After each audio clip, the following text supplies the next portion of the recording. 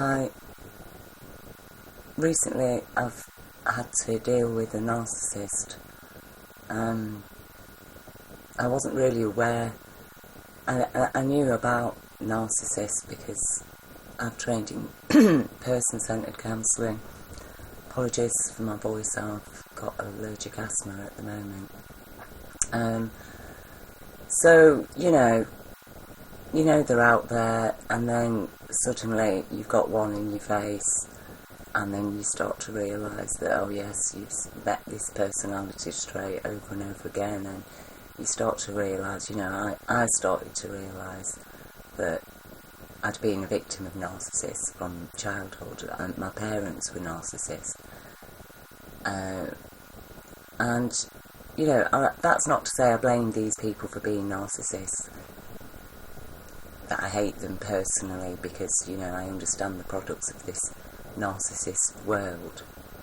But at the same time, they are a danger to people, and they do cause a lot of serious problems that are hidden because there's no law against a narcissist. You can't go to the police and say, this person pretended to be my friend and they've done all these horrible things that have made me really depressed and given me post-traumatic stress disorder. Okay. Because, they're hidden crimes. They're crimes that aren't recognised. For example, a narcissist might steal things from your home just purely in order to cause you some personal trauma.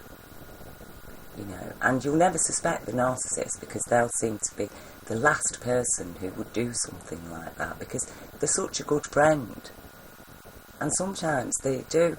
People make friends with somebody specifically either to find some dirt on them, and if they can't do that, then they'll use their power and influence as a friend to cause problems and trouble for that person, There's all kinds of things that they do. So, because I've been dealing with this recently, a friend has sent me this article to go through, and it is very helpful, to anybody that's suffered from narcissism, and I'll leave the link under this video. And I do really appreciate my friend sending this link to me. But at the same time, reading through it, I just felt really angry as well, because the point is that before you get to this point and starting to realise, oh yeah, I've got to move on with my life because this narcissist is just in my head and I'm just in pain and grief and so many confusing emotions, because at the same time you're having to accept the horrible things this so-called friend or lover or even your own parents have done to you.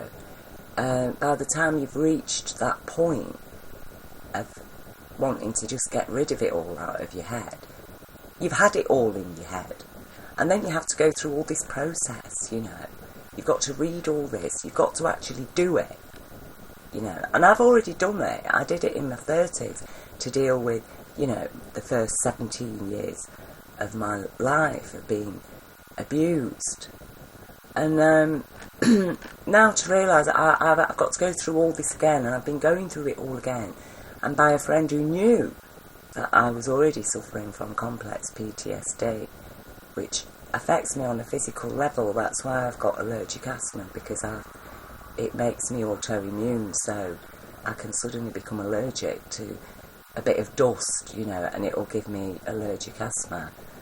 And that's how it affects me now. It doesn't affect me psychologically, mentally, apart from the depressions, which, when you've already got a level of depression there anyway, any further upsets just add to the depths of that. And so, I just feel angry. I feel angry that these people are out there, and it's alright saying, well, having ways of dealing with them and moving on. The point is, no matter how many people move on from these narcissists, the narcissists are still bloody out there, ready to, carry on as they are.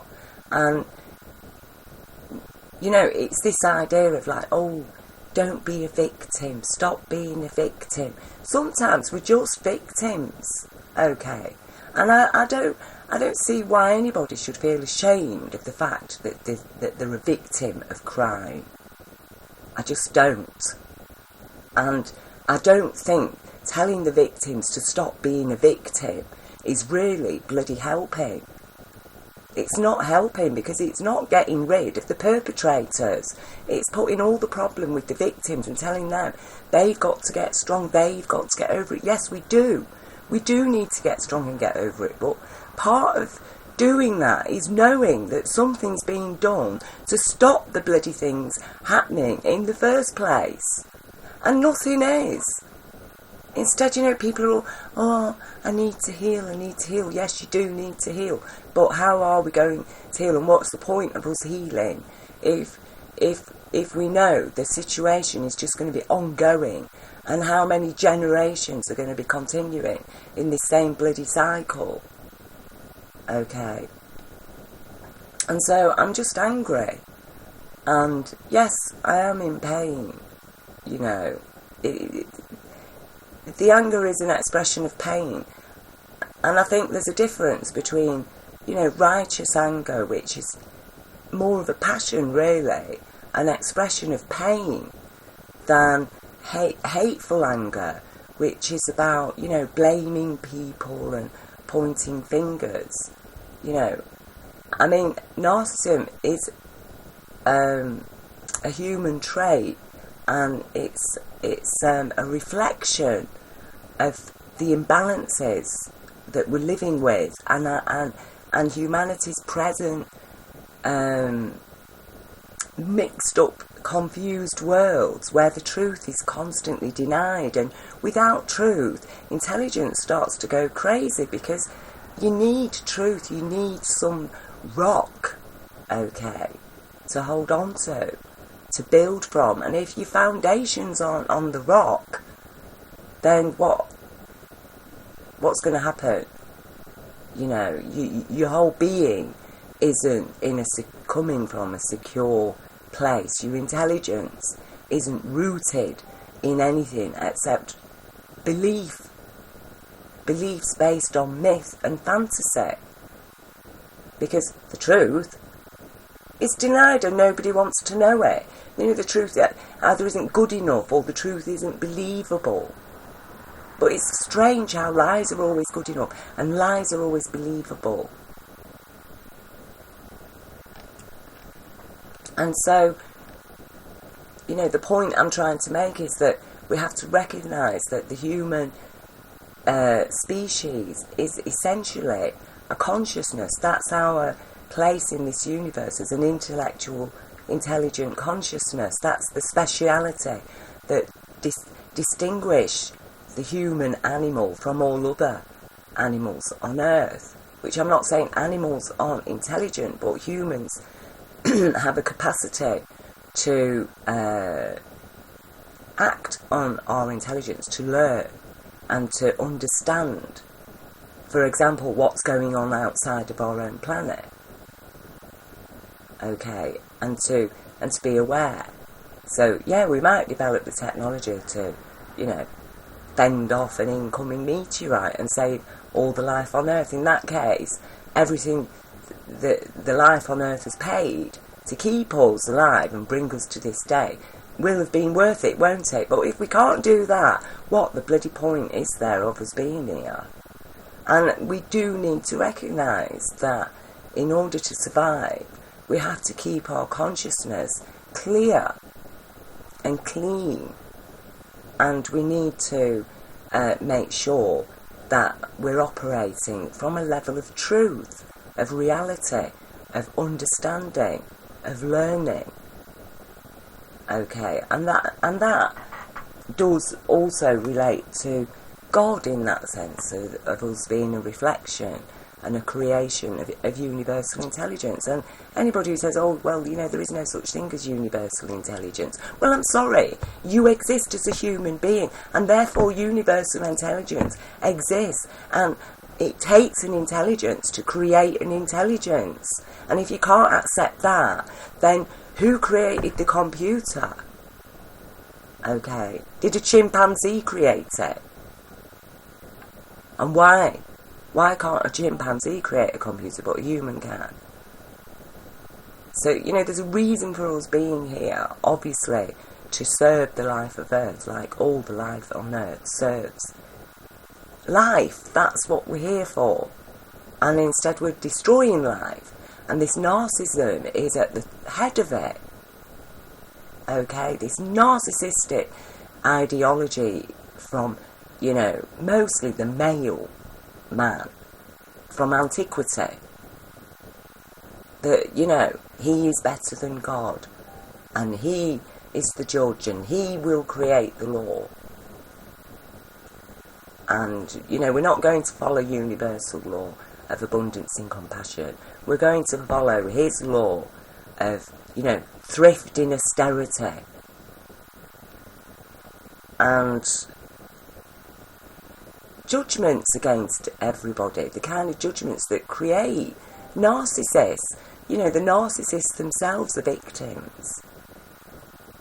It's them that need help and healing. And I think that the biggest problem of dealing with the narcissist is the very fact that they get away with it. They don't feel anything. They don't feel remorse. The only feeling they have is of being found out. That's it. And they'll do anything rather than be found out.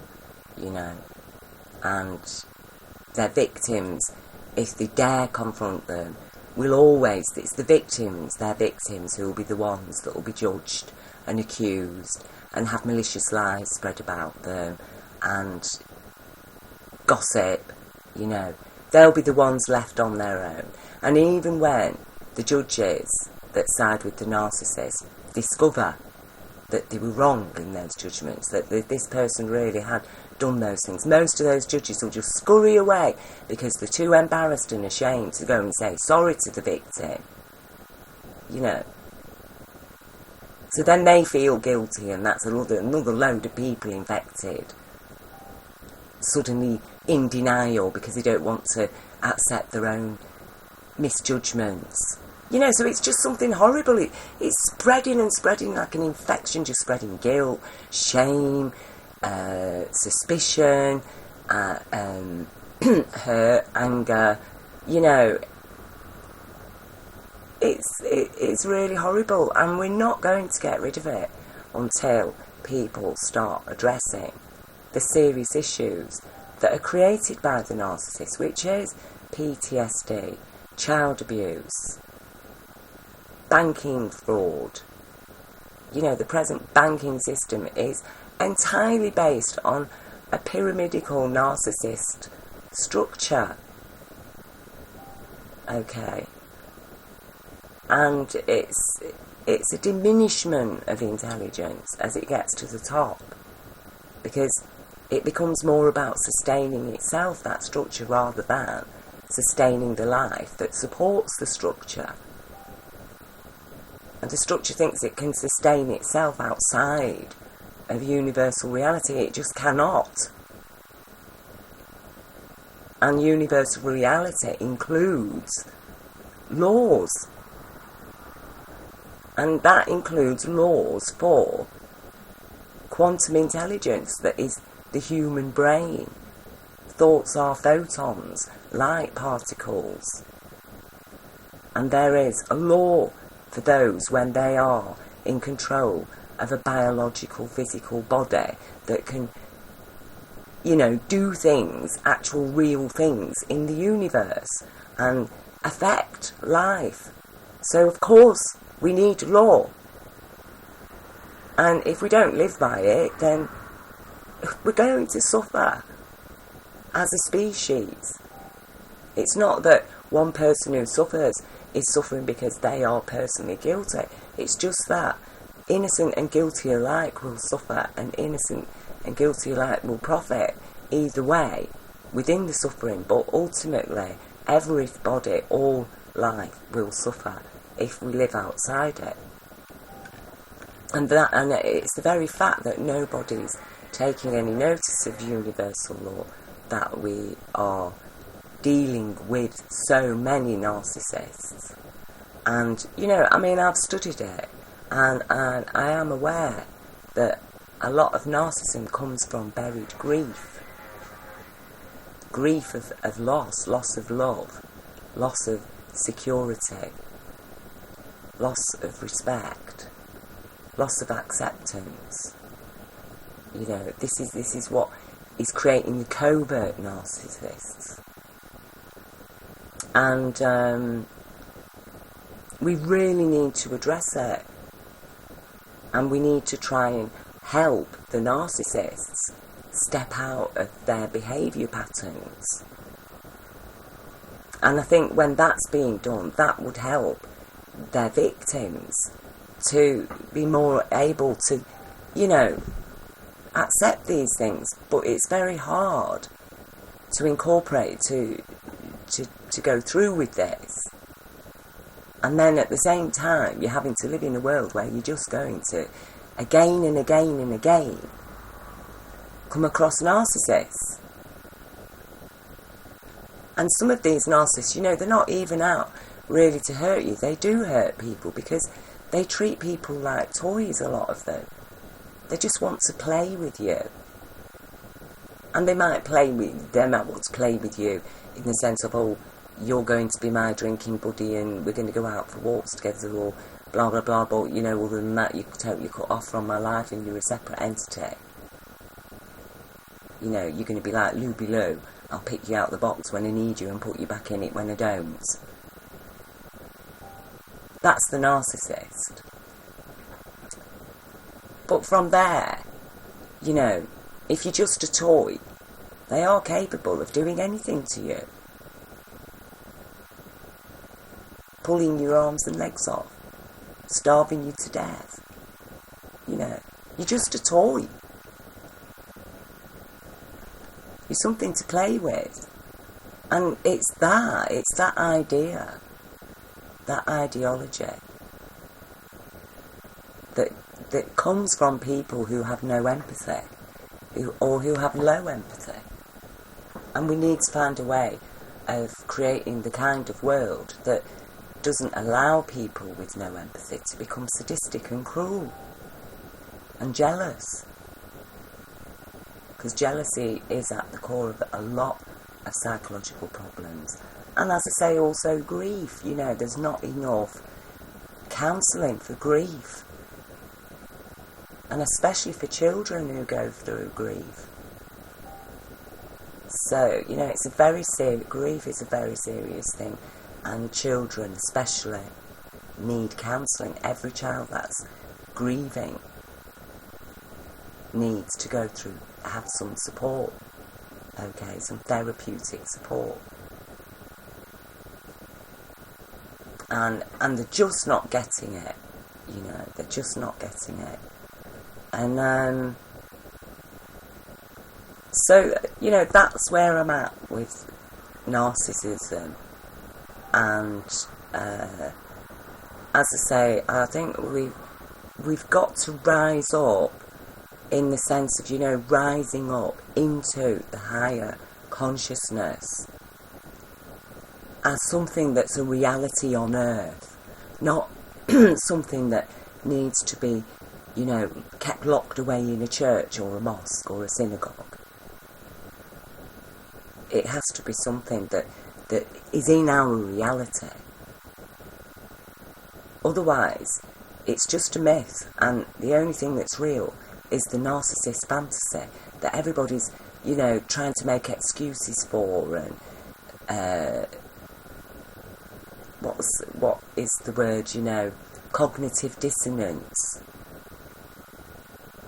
It's the very fact that people just don't want to accept the full reality, the full truth of what we're living under. They've learned to be cognitively dissonant, in denial.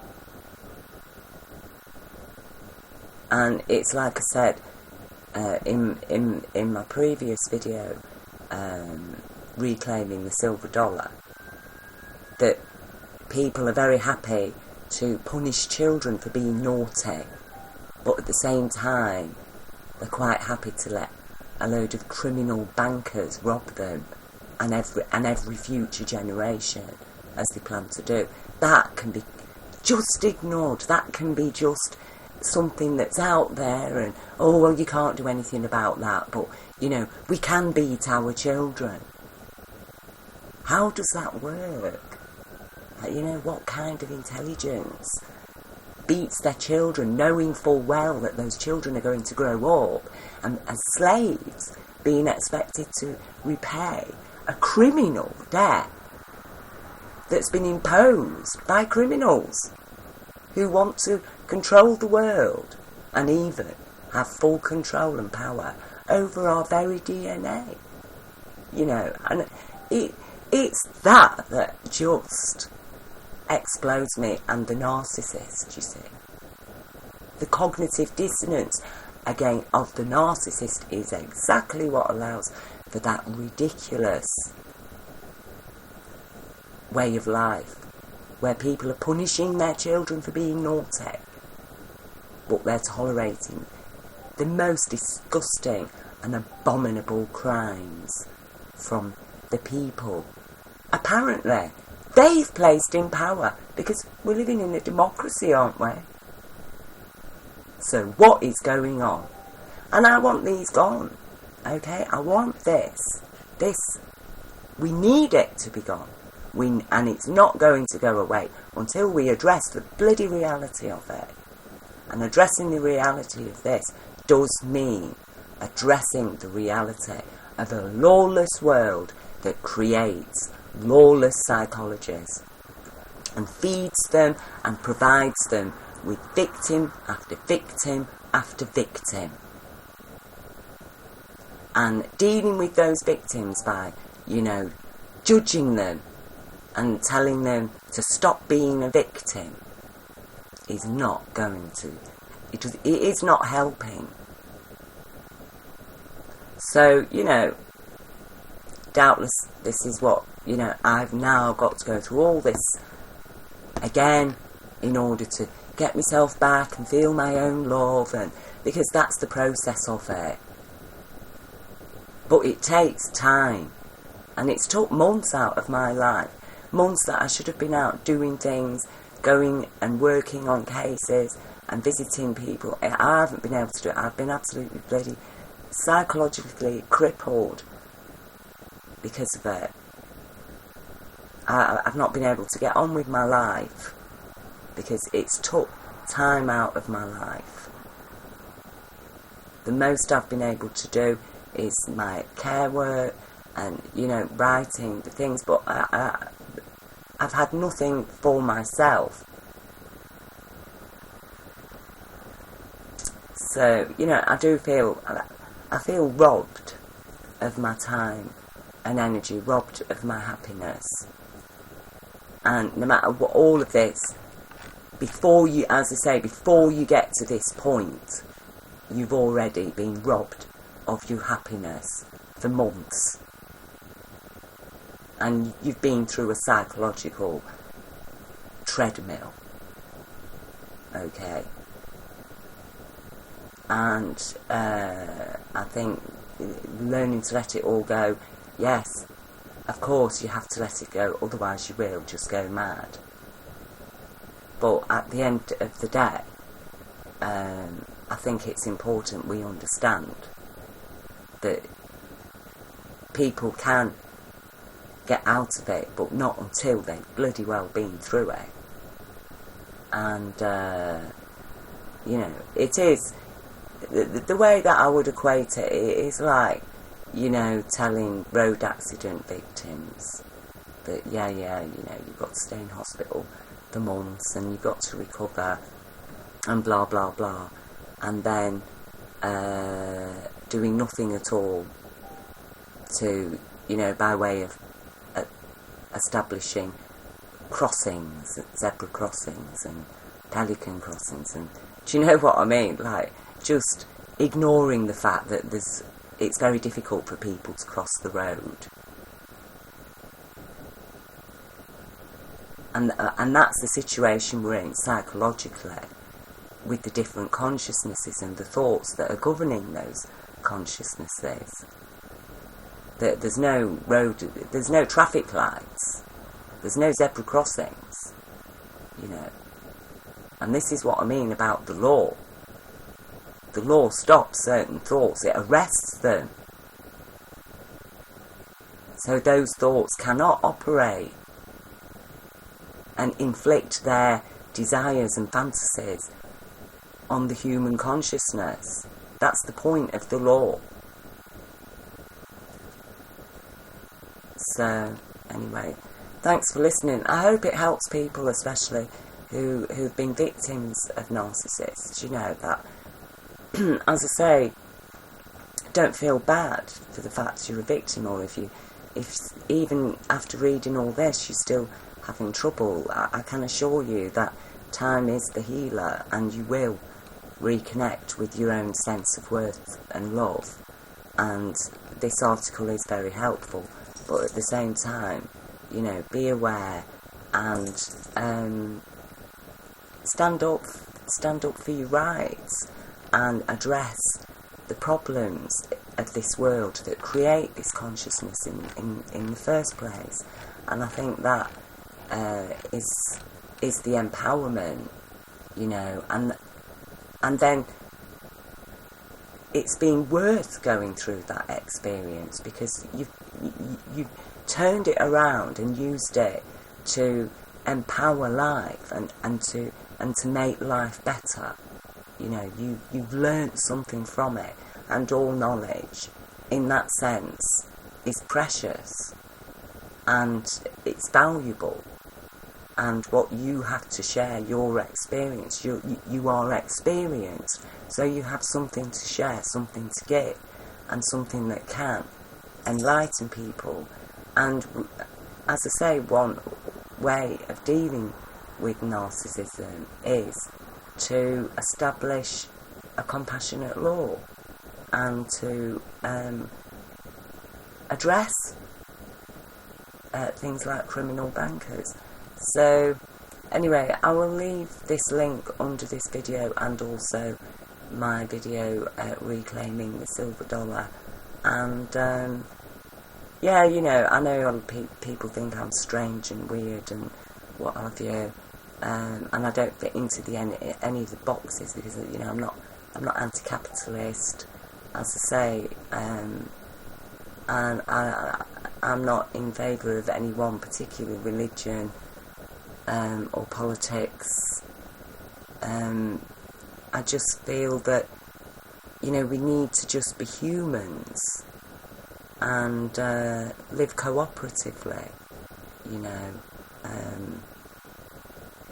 and well, that's it really, you know, to all of us cooperate within an understanding, and to live by that. And I think an understanding that's based on truth and, you know, lived experience and knowledge gained from that is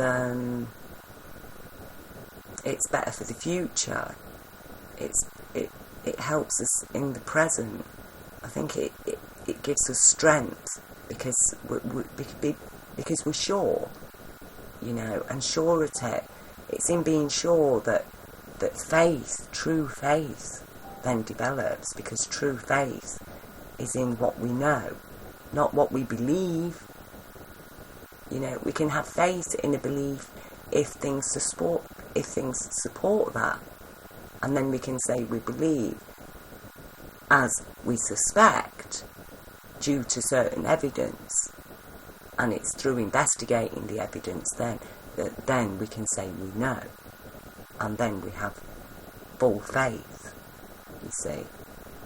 And sometimes we do just have to have faith in what people tell us, because we trust those people, we trust their experience, we trust their knowledge. And so even though we don't know or understand that knowledge ourselves, we trust those people. to the extent we will believe and have faith in what they say. Okay, so people can say, well, I have faith in Jesus. I don't understand everything Jesus understood, but I have faith in what he was saying. Or I have faith in a scientist. Because, you know, even though I don't understand the mathematics of everything behind what they're saying, I do understand that they're, you know, I do have faith that they're telling me the truth, because what their truth is based on their own lived experience and knowledge. Okay, and it's the same with people who've had experiences of narcissists, you know, or experience of abuse, and what we've learnt from that, and that knowledge is important. Okay, and I think it is the victim survivors who are the best people to address the problem, along with people who have faith in them and who are willing to support them. Okay, so anyway, sending love and thanks to everybody for listening, and I hope it helps.